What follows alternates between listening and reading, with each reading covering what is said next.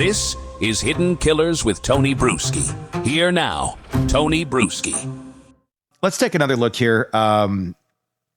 Because the weird part about this is she claims that she was abused for these 22 days, held captive in this room. But then she goes on to protect this guy for 6 years, like he's a mob boss or something. And he's just this dude living down this other area with his grandma. I mean, why? Let's take a look at this is how Sherri explains it in the doc. I remember towards the end, there was this dinner that James had let me off the chain and we had dinner. And I said, my husband's going to find me. He's never going to stop looking for you. The media was blowing up everywhere. He knew, and I had continued to tell him, this needs to end. You need to let me go. And he was like, well, there's too much has happened. So it all came down to me. It all came down to my cover-up, and that's what I agreed to. I agreed to with James to make up that someone else did it, that I wasn't going to come after him, that I was going to make up these two people that were the actual captors. It wasn't the right choice. And I know that, and I wish I just would have made a sketch of James. I wish I would have told them from the day I was in the hospital that it was James. And it wasn't right. I'm not justifying what I did. I did the best that I could do in that situation, and it felt awful. It still feels awful. I wasn't thinking about my neighbor that was searching for me. I wasn't thinking about the churches that were lighting candlelight vigils. I was thinking about myself. And I'm so sorry that I wasn't able to be more truthful and have more courage to not lie. But there was no master plan. There was no hoax kidnapping. There was a cover-up of what happened. And I participated in the cover-up.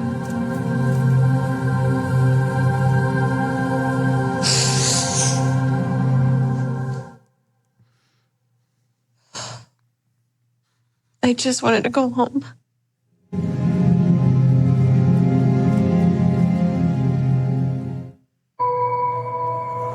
So there's that. I wasn't able to be more truthful. I question that. No, you were. You can't just say that and then we brush it off to the side of you weren't able to. You were very able to.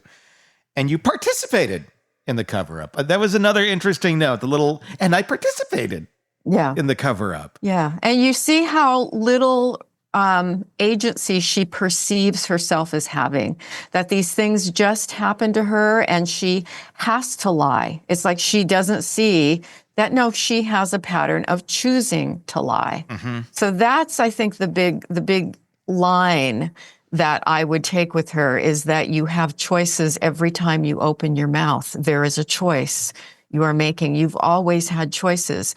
And what is going on that leads you in your own thinking to justify making these bad choices over and over and over again, rather than always looking at somebody else did this and that, and then I had no choice. I mean, does she truly feel like she has no choice there, or is this just the excuse that she goes with? I mean, I think she knows she has agency. I mean, she knew she was able to get out of this house and go and run away for 20-some days.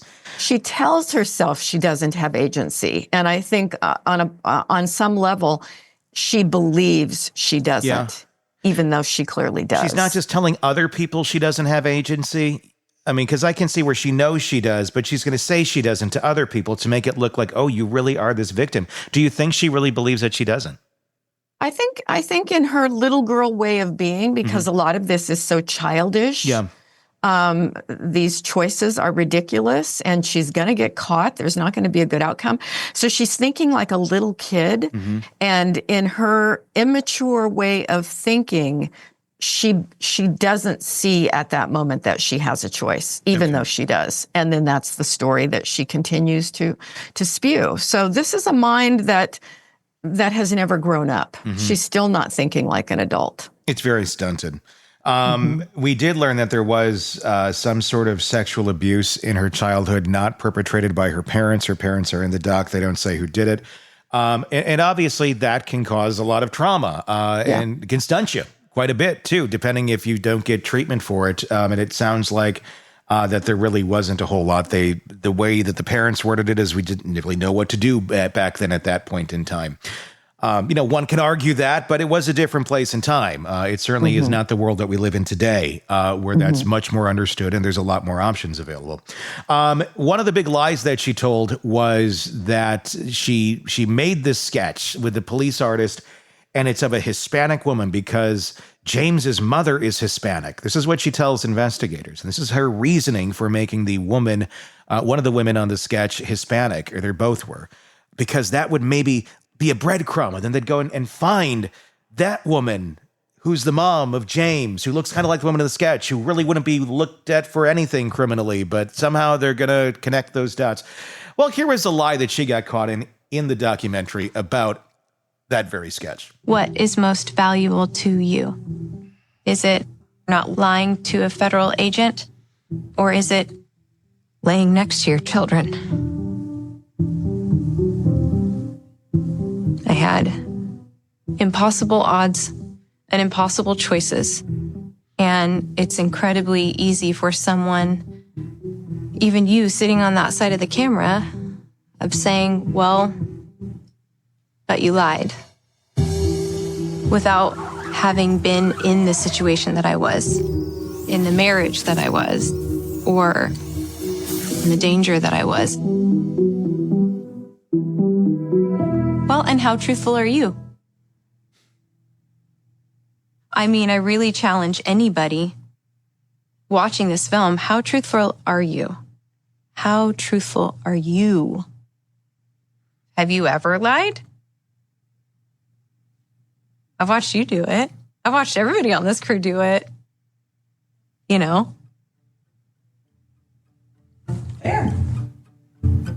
So I know you told us that you described one of the Hispanic women to look like James's mother. Well, we hired a private investigator to look into James, and the first thing we learned is that James's mother isn't actually Hispanic. She's Irish.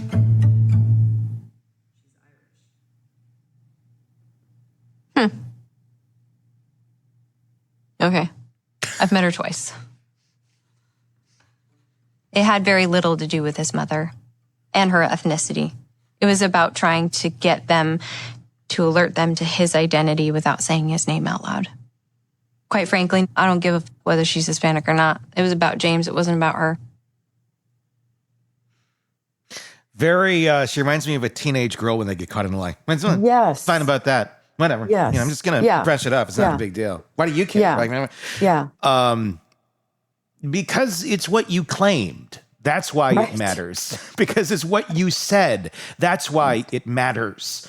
I mean, and again, there was a lot of like, well, do you ever lie? I mean, very much pulling everybody in. Let me pull you all down to my level, and then I'll feel better about myself. But more focusing on the lying about the mom and the reaction that you got there. What were we watching? What was happening there? Yeah, this is not an adult. She does not process information like an adult. She doesn't see herself as having agency. She projects, she manipulates, and I don't think you can believe anything that she says, unfortunately. I mean, it's sad to see someone like this. Her therapist, it was on here, and he was talking about doing EMDR and all sorts of stuff. He believed that she obviously said nothing helps, but he said he believed some things were helping. You see a person like Sherri, and obviously you can't diagnose her, but I mean, is this someone, is there any help for someone like this? Or is this just so ingrained that this is how she's going to live out the rest of her life? And let's hope to God she doesn't ruin any more. Mm-hmm. Mm-hmm. And this is a lady. She's how old now? 40 some? I think 42, I believe. 42, I believe. Yeah. Somewhere around there. Yeah. She still seems to be about 14, 15 years old. Yeah. Mentally. Mm-hmm. And this may be about the place that she stays at. Yeah. And, kudos to that gentleman working with her so diligently. I felt like he very much cares about her and has tried to do good work with her. And, the interesting thing about therapy, people lie to their therapists all the time, and therapists are not lie detectors. Therapists tend to have, the old term, unconditional positive regard for our clients. We want to think the best of them. We want to hold hope for them. And I'm sure if she were my client, I would have that attitude too, of holding hope for her and wanting the best for her. But trying to stand back objectively and look at this and say, is she ever going to be very different than the Sherri that you see now? We hope so, but likely not. We hope so. But if you had a son that was, hey, I met this wonderful lady named Sherri Papini, and you knew all this about her, would you be like, yeah, give it a shot? She seems lovely. Yeah, probably not. Here's how she ended it, and it's an interesting way of ending it, questioning, how do you think people are going to think about me in this? Let's take a look. My only hope for justice is that the person that held me captive and tortured me comes forward and admits to his crime. Yeah. I'd say it's unlikely.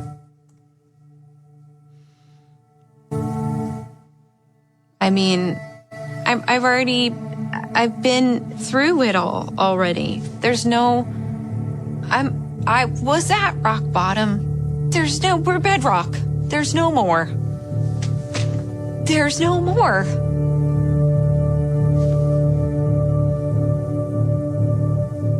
What the f am I gonna do? I mean, really. Sorry.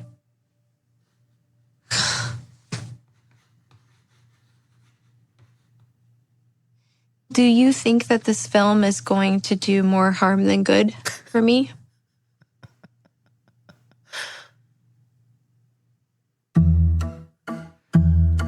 Yeah, there you go. That's Sherri Papini. Do you think this film is going to do more harm than good for me? Your reactions to that? I thought it was a beautiful place to cut. Yeah.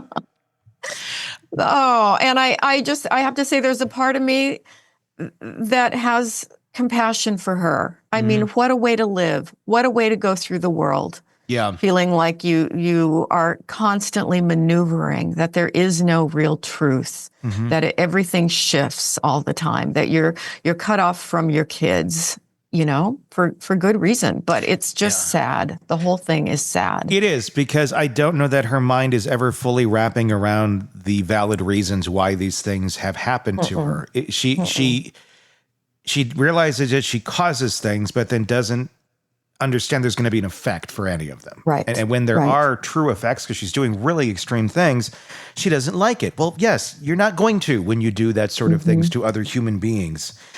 One little thing I found interesting there was when she, and I've noticed this there at the doc, when she talks about her new story, her new truth, if you will, she speaks about it, and she's not reading from paper, but she speaks like she's reading from paper. I notice it.